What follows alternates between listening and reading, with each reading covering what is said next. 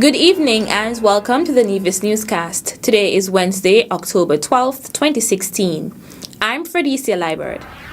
Junior Minister responsible for youth in the Nevis Island Administration, the Honorable Hazel Brandy Williams, has fully endorsed the National Youth Policy Initiative, which was launched on Tuesday, 11th October at the Ocean Terrace Inn OTI. During a press conference to mark the event, which will eventually lead to the establishment of the federal youth policy and the creation of a 5-year strategic action plan, Minister Brandy Williams noted that she was overjoyed to participate in the event given her background in youth development. Youth development is dynamic. With all the continuous changes in trends, the emergence of new focuses areas, and terminology, and the increased exposure to technology and technological advances, the need for our youth to have a working document and a proper document has long gone past its sell-by date. The junior minister applauded the initiative to establish a federal youth policy as a tool that will help young people achieve their dreams, fully aware of the challenges and mediums to overcome them. This youth policy is indicative of our commitment to move from rhetoric to action. I truly believe that every nation's future is mirrored in the investment which a nation is willing to make in youth, an investment which ensures that capacity building and sustainability are at its core. A youth policy provides a framework which allows for its belief to effectively come to fruition. Also on the press conference panel from Nevis was Director of Youth in the Nevis Island Administration, Donald Claxton. Dwynette Eversley, Commonwealth Youth Consultant, Pierre Liebert, Acting Director of Youth in the Department of Youth Empowerment, Special Advisor Vern Connor joined the Honorable Sean K. Richards, Deputy Prime Minister and Minister of Education and Youth, to launch the Youth Policy Initiative.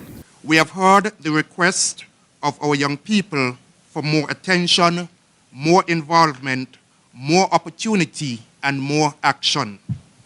Today, we are responding to these calls, and we are bringing to everyone's attention and creating an awareness of our federal youth policy initiative. The Deputy Prime Minister described the objectives of yesterday's event and the modus operandi of the Department of Youth going forward.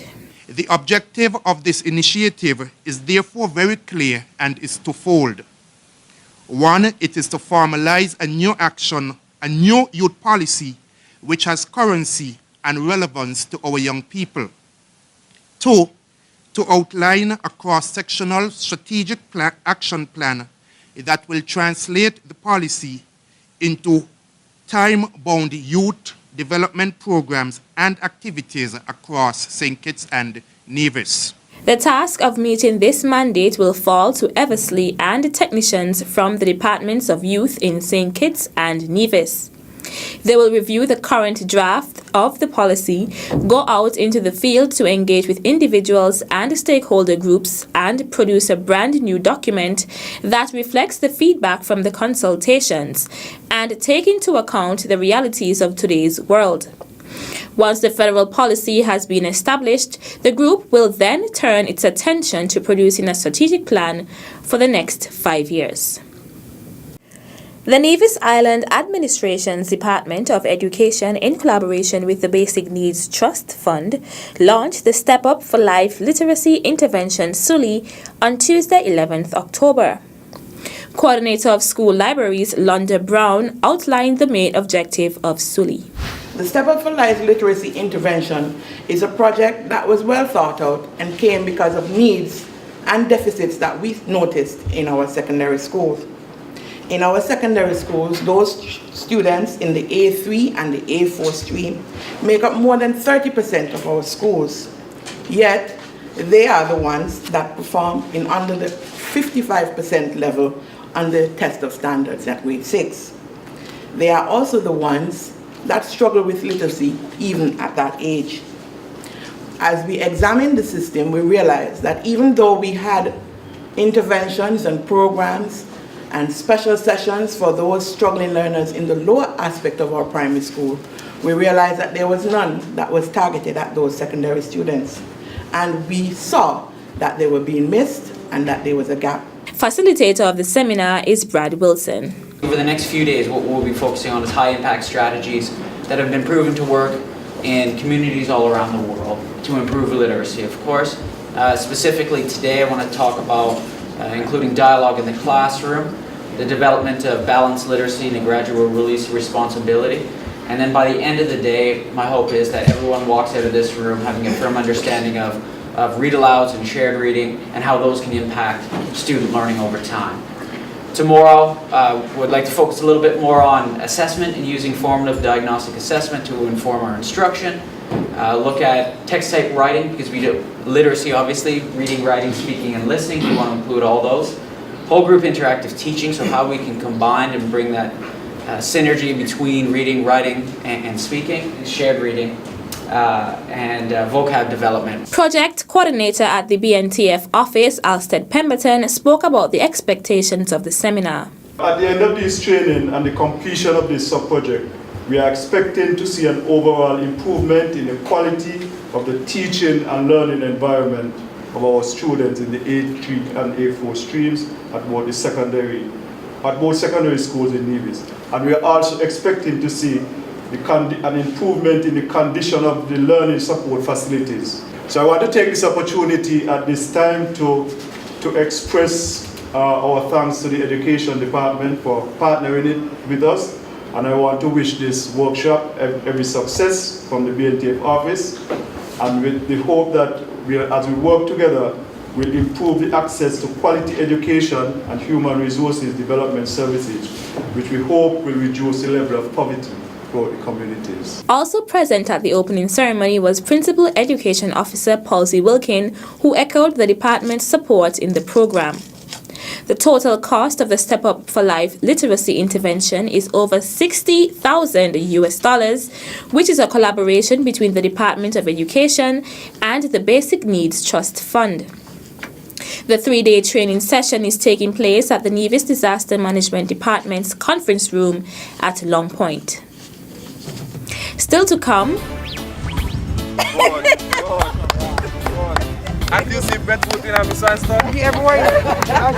the details after this break. As a responsible taxpayer, you help to finance free healthcare at all health centers on Nevis. Thank you for putting country above self.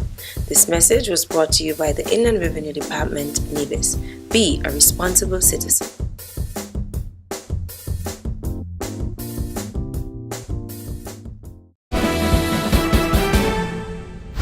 Welcome back.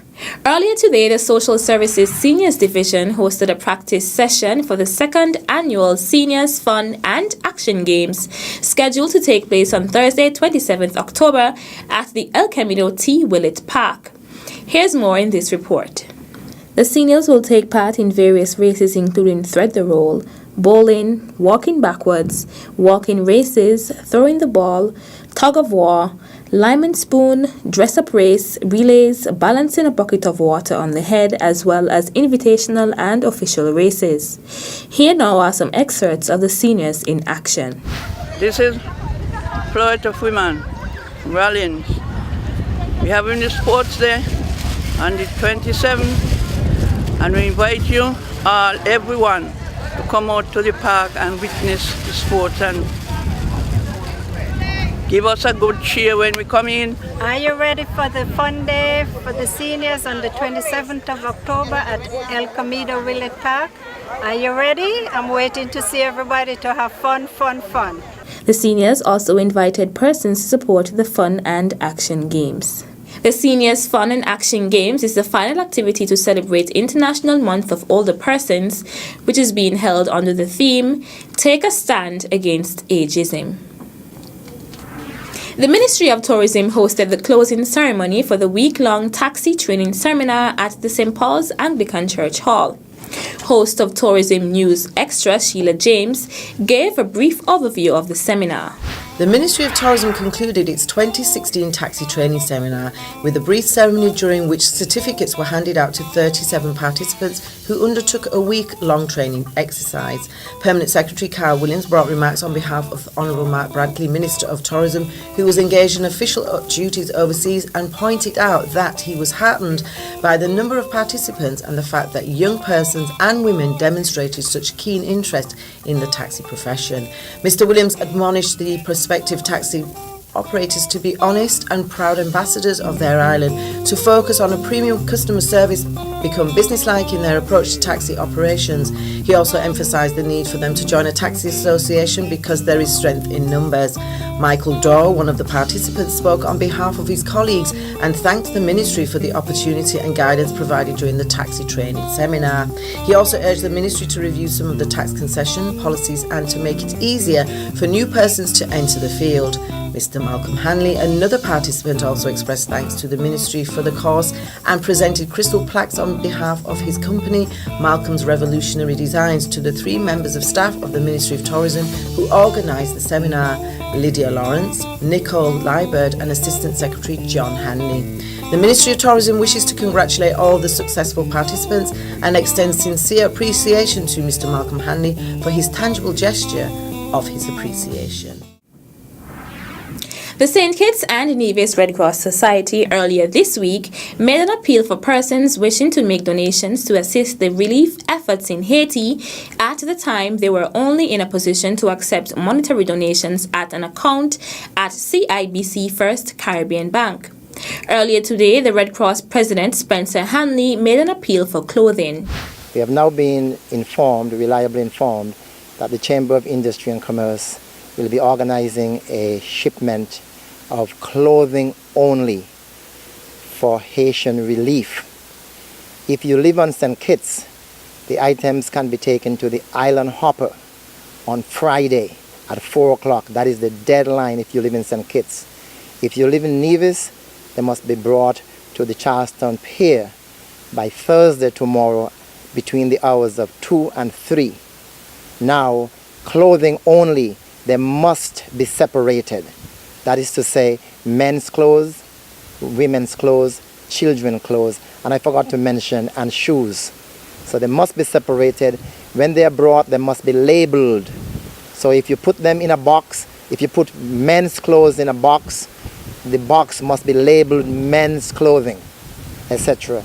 To bring them, they can be brought in barrels, in boxes, or in suitcases. Again, they can be brought in barrels, boxes, or suitcases, but only clothing and shoes at this time. Perhaps at a later time, we may have an update on other things, but for now, it's only clothing. Again, repeating, if you live in Nevis, you can bring it to the waterfront tomorrow, Thursday, at the pier in Charlestown, beginning at 2 o'clock. A representative from the Red Cross would be there to assist you and give guidance. Persons are advised also that monetary donations can still be made at the CIBC First Caribbean Bank account number 12813118. Coming up in the regional news segment, CARICOM delegation currently visiting Haiti and Bahamas after Matthew. The details after this break.